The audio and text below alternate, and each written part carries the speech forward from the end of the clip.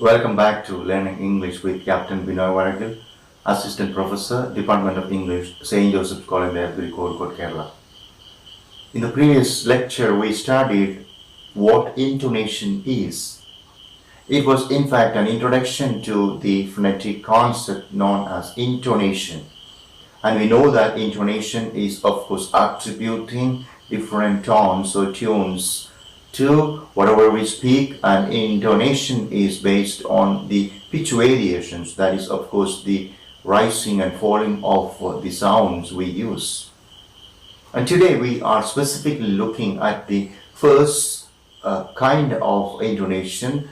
There are different types of intonations. The first type of intonation, that is, of course, the falling intonation.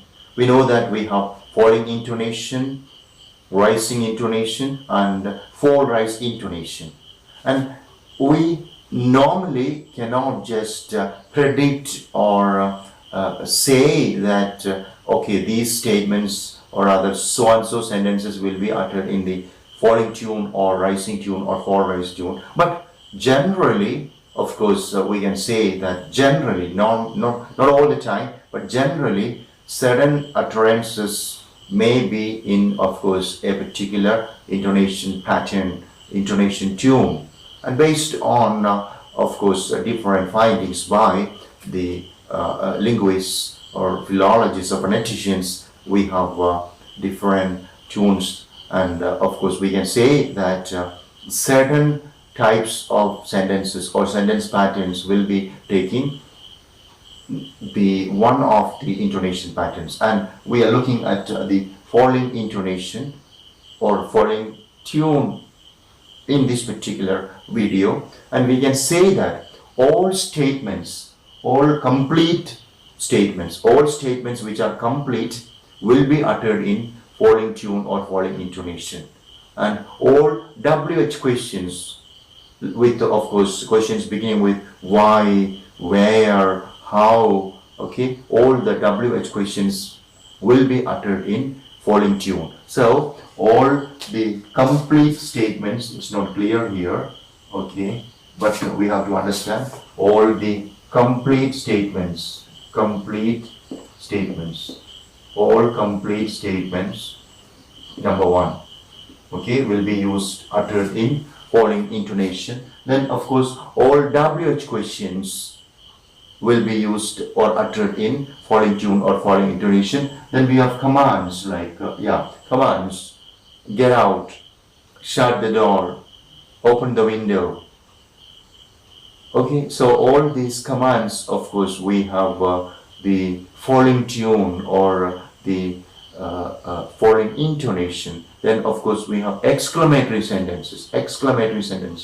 What a hot day today is. What a sunny day today is. How splendid the garden is. Alright, in all these exclamations we have, of course, the falling tune. Similarly, in question tags we have the falling tune. So we can say that we have 5 instances normally of falling tune.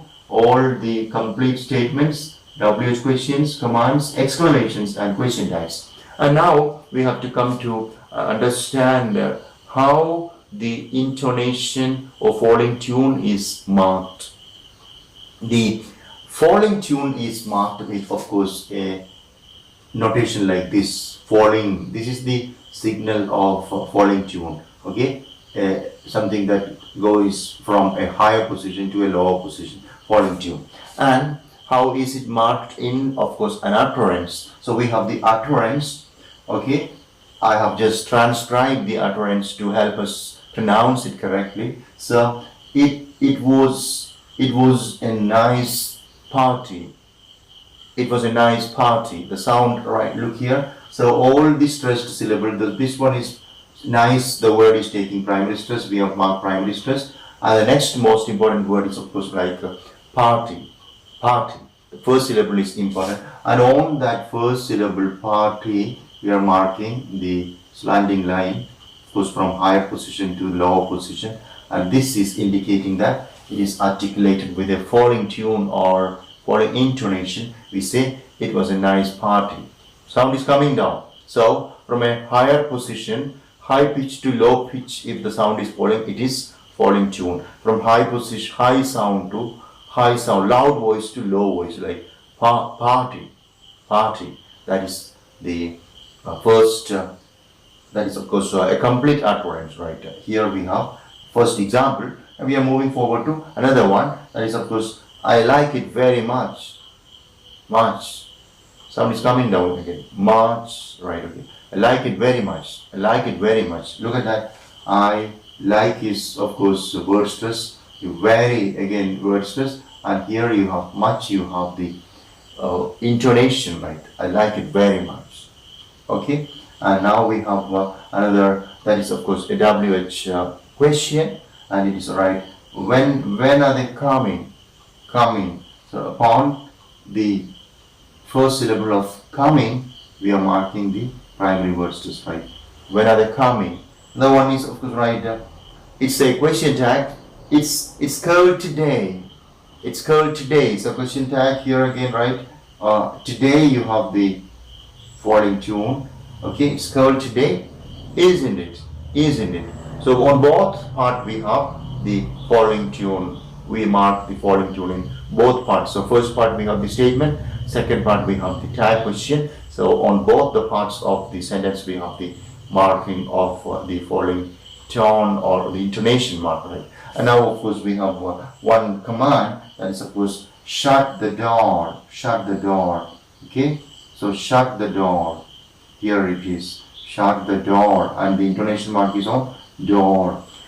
Shut the door, shut the door. So this is about the falling tune or the falling intonation. It is marked normally on 5 types of sentences, all WH questions, all complete utterances, complete statements, right?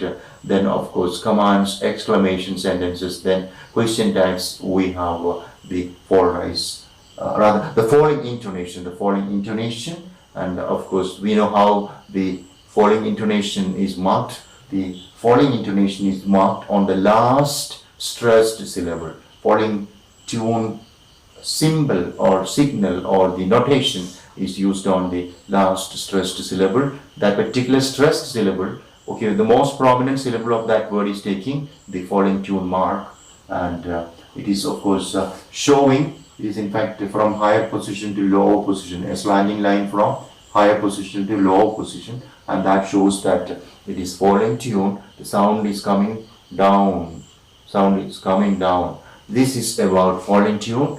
I hope everybody understood how we use the falling tune, which context we use it, right? So learn it very thoroughly, and please use the intonation or falling tune.